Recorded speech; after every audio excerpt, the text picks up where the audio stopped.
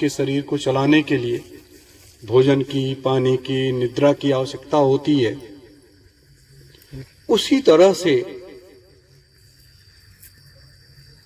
हमारे अंदर एक ऐसी भूख होनी चाहिए, वो भूख होनी चाहिए साधना की, नाम जप की भूख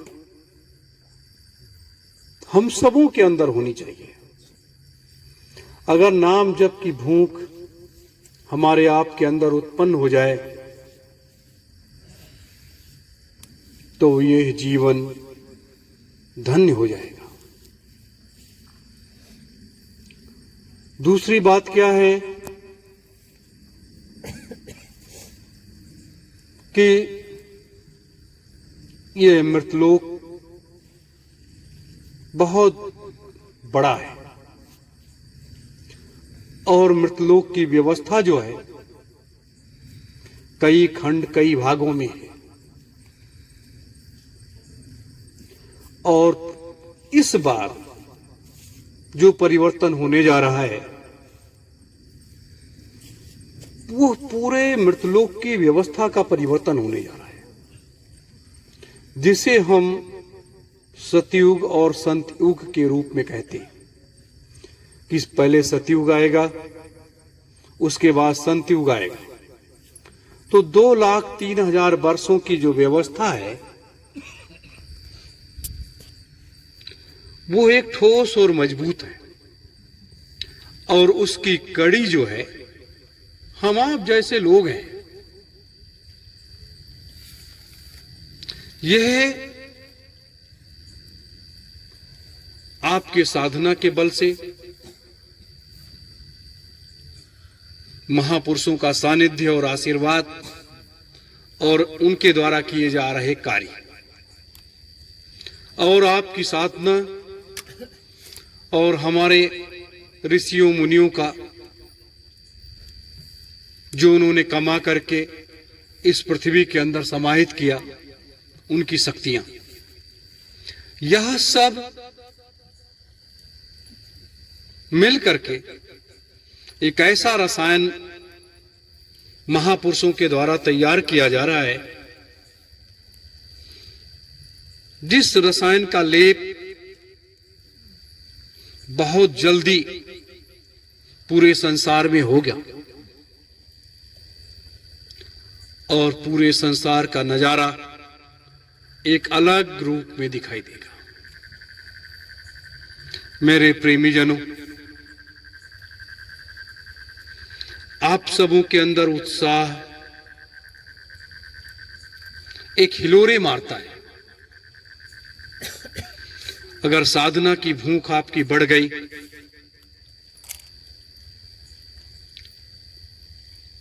तो आपके अंदर मालिक की दया और उनका आशीर्वाद प्रवाहित होने लगेगा। और जिस जगह हम आप बैठे हैं, इसकी शक्ति का प्रवाह, आप 10 दिन इसके पास बैठ जाइए, इसकी शक्ति का प्रवाह जो बंद है वो ऊपर आ जाएगा और आपके बैठते ही आपकी साधना बनने लगेगी और आप उसमें लीन हो जाएंगे।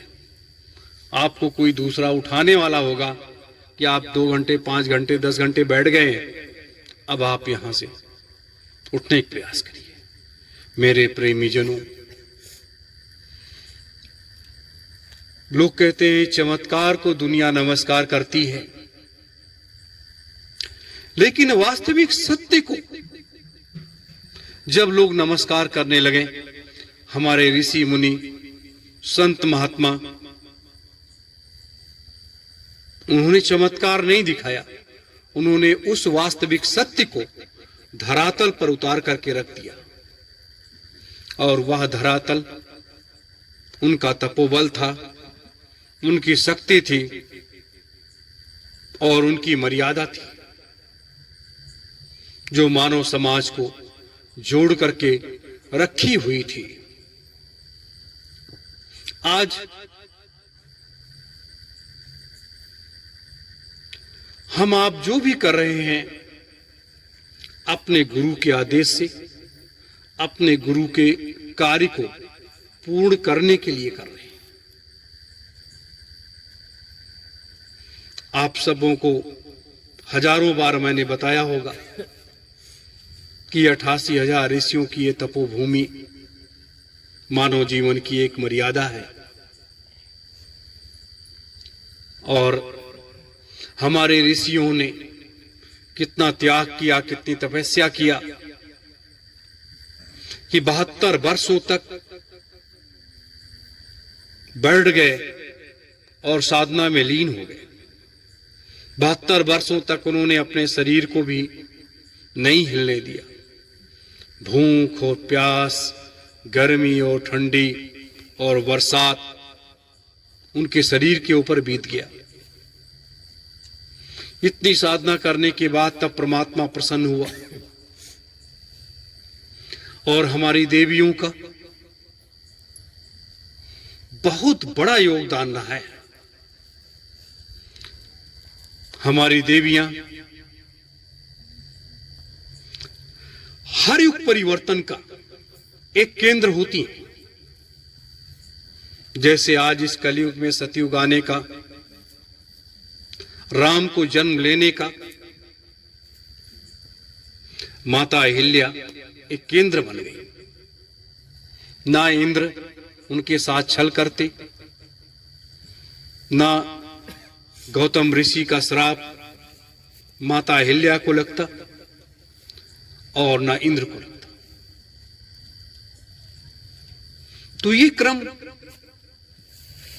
और उसके बाद जहां सतयुग के बाद द्वापर आना था, कृष्ण का जन्म होना था, उसके बाद राम का जन्म होना था, लेकिन पहले राम को आना पड़ा, उसके बाद कृष्ण को आना पड़ा। तो हमारी देवियां, जिन्हें हम शक्ति के रूप में पूजते हैं, शक्ति की आराधना करते हैं, हर युगों में उन्होंने अपनी कुर्बानियां दी हैं, और इतनी बड़ी बड़ी कुर्बानियां दी हैं। हमारे सारे धर्म ग्रंथ साक्षी हैं। इसलिए जीवन के इस मूल्य के आधार में हमें उस कर्म के धरातल पर चलना है, जो धरातल वास्तविक रूप से ठोस और मजबूत है। आज जब इस संसार को हम आप सब देखते हैं,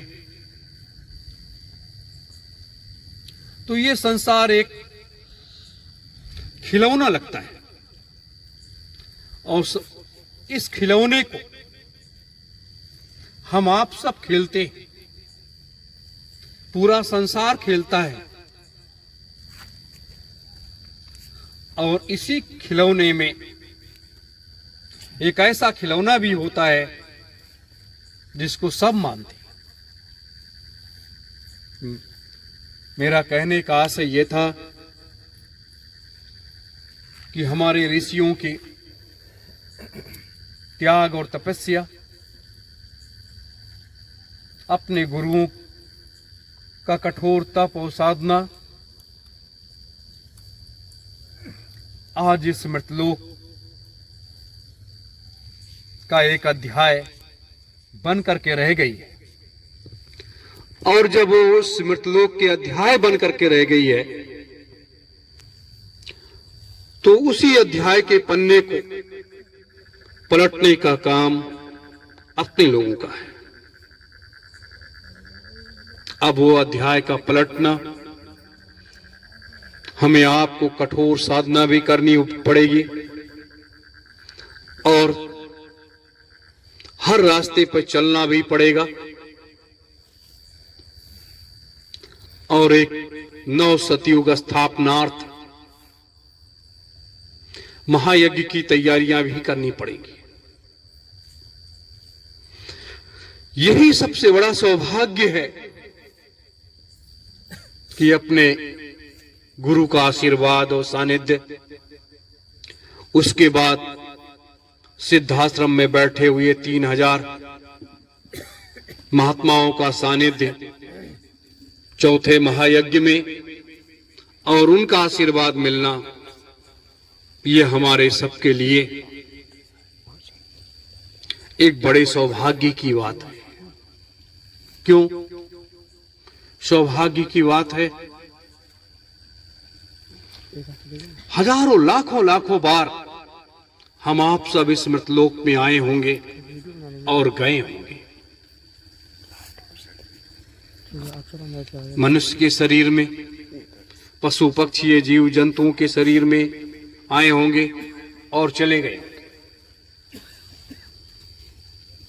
लेकिन एक मुक्ति और सत्य के मार्ग का पैमाना जब तय करने का समय आया, तो हम आप जैसे छोटे छोटे लोग उस पैमाने को तैयार करने के लिए खड़े हो गए। जो मालिक ने सतमार्ग दिखाया, आदेश दिया, उस पर चल पड़े।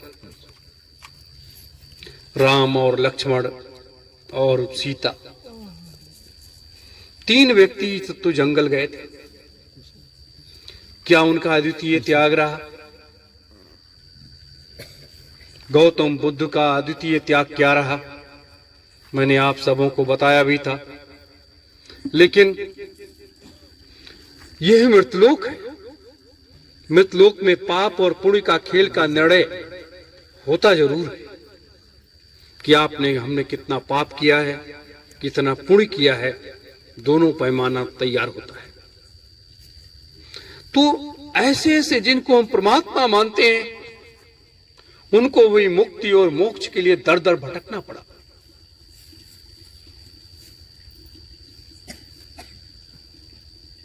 उस तरह न होने पाए। हम आप जैसे लोग